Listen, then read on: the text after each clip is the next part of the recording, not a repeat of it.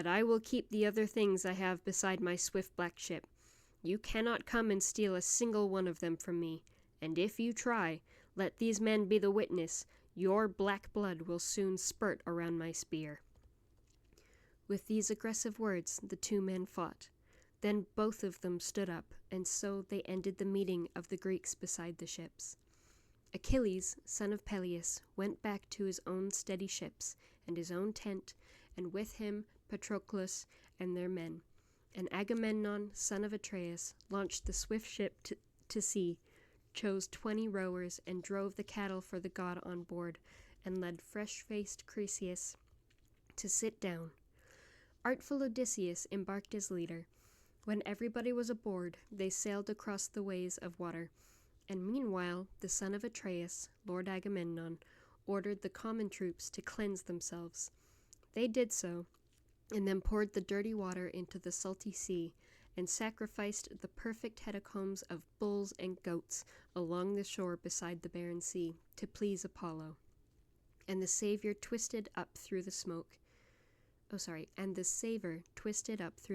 And rose into the sky. These were the tasks the men performed in camp. But Agamemnon did not stop the conflict. He carried out the threat that he had made against Achilles earlier, and ordered Eurybates and quick Talthybius, who were his trusted messengers and aides. "Go to Achilles' tent and take the hand of fine, fresh-faced Briseis. Bring her here, and if he will not give her up, I shall go there myself with more men, which will be worse for him." With these aggressive words he ordered them. Unwillingly, they went along the beach beside the barren sea, and reached the place the Myrmidons were camped. They found him by his black ship, by his tent. Achilles was not pleased to see them come.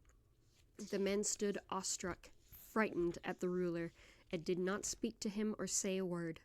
He understood, and said, "Come in, and welcome. Heralds are messengers of Zeus and men. I do not blame you. I blame Agamemnon. He sent you here to get the girl, Briseis. Go then, divine Patroclus, bring the girl, and let them take her. Let these two be witness to gods and mortals that cruel lord, if one day I am needed to protect others from ruin, now destructive thoughts seethe in my mind. He is incapable of planning for the near or distant future to let the Greeks fight safely by the ships." Patroclus did as his dear friend had asked, and brought fresh-faced Briseis from the tent and gave her to the men to take away. They started walking back beside the ships. The woman walked unwillingly beside them. Meanwhile, Achilles went to sit alone away from his comrades, and he wept beside the salt gray water, looking out across the endless sea. He raised his arms and made a fervent prayer to his dear mother. "Mother, you birthed me for so short a life that Zeus, high god of thunder, on Olympus should give me glory at the very least. But I get nothing. Now this Lord of Lords, this Agamemnon, son of Atreus, has disrespected me. He took my trophy, he seized it, and now keeps it for himself." He spoke through tears. His goddess mother heard him down in the salty depths where she was sitting beside her father.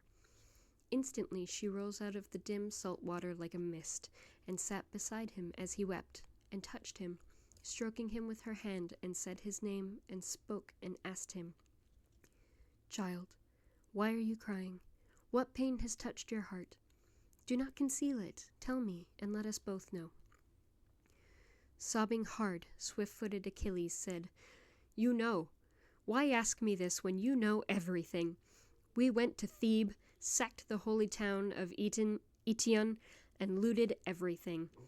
The sons of Greece divided up the spoils equitably, and gave fresh-faced Chryseis to Agamemnon, son of Atreus.